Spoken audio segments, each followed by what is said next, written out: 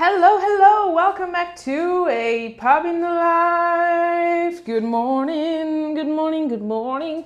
Actually, good afternoon. We are pretty late on this episode of a Pup in the Life. We are gonna have some moments of lateness due to the fact that we are gonna be on vacation, but no, that is not the problem. The thing is that it's hot and therefore we are not doing so much unfortunately walking, traveling, that is unfortunately the thing, but we are trying our best to deliver to you. So Mom has had an interesting chat yesterday with a potential, it's a co-founder and potential friend probably, where they spoke about co-founding things and fundraising and surviving. And I'm gonna give you the 10 tips, the 10 things that have come out from their very own experiences in companies. Number 1, surviving is 50% of the job. I know this is gonna sound harsh, it's gonna sound very heavy, but it is the truth. Surviving is hard, and it's probably the hardest thing in entrepreneurship because usually once you come out onto a set of problems, you just tend to say, well, I'm gonna shut the fucking thing down and, it's just gonna go like that. When in fact, it's not how you should perceive and how you should act on things. So I know this is gonna sound very harsh and not soft and hard to accept, but it's the truth. Surviving is the 50% of the job. Second, market is never as saturated as we believe. We only have talked with too few people. Are you sure the market doesn't want your service? Are you sure you cannot find investors? Are you really sure that what you're doing is not delivering results because of whatever reason? You're probably talking with few people and too few of the people that you potentially could have reached out. Or maybe you're asking the wrong questions. You're asking them directly, whereas you should probably be asking for who do you know that's probably going to be interested in this specific deal, whether you're fundraising, selling, or whatever. 3, movement is the only truth that is not that is absolute, right? So if you move, you're gonna find something. If you don't move, you're gonna be stuck. That's the only truth. 4, serious investors support changes. So we had this interesting call where she says, the fund that I am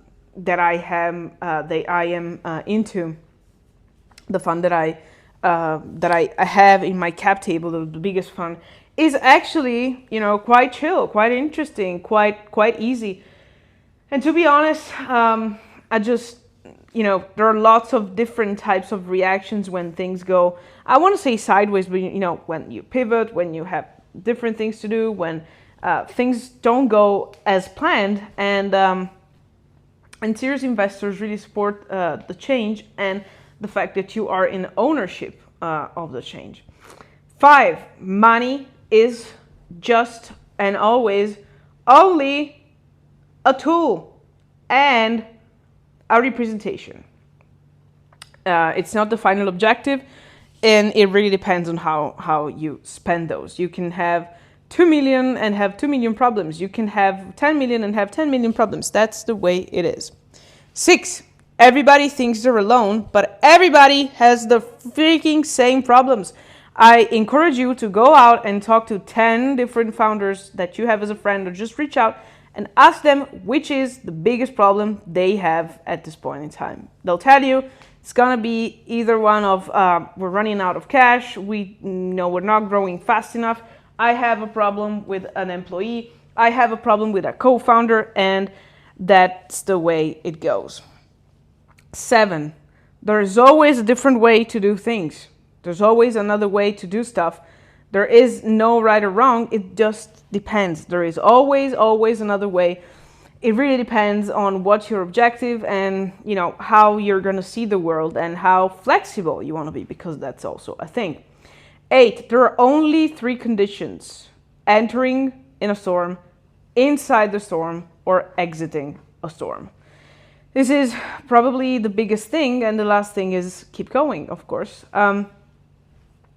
It is the key of it all. It's needing to actually be able to probably prove to yourself that you can go, that you can build, that you can do, that you can evolve. Life is about evolving. And that's the way it is. And I am not sure if you're seeing an alternative for that, but it's just the way it is. And if you decide you're going to build a company, if you decide you're going to be an entrepreneur, well, you should be entrepreneuring. We have this word in Italian, which is impresa, which is something very difficult to make, but that in the end, you decided to make. And if you're going to build an impresa, well, you're going to be shoveling a lot of shit, just like a new book that has come out is labeling as the entrepreneurial activity.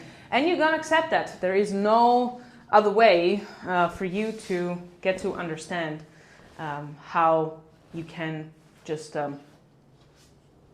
make something out of your ideas and out of your conception of the market, which, by the way, as you get to know more and more, needs to be valued. Because it needs to be valued. You're not just some random entrepreneur right there, right on. And if you don't have market knowledge, go get it, because it's going to get you higher valuations, better client, better processes, and in the end, a better company. Talking about, of course, validating your sector, your own market. This is probably all for today's A Pup in the Life. Tomorrow we'll be traveling as well, but we're going to send you lots of kisses, hugs, and just a tiny bit of barks.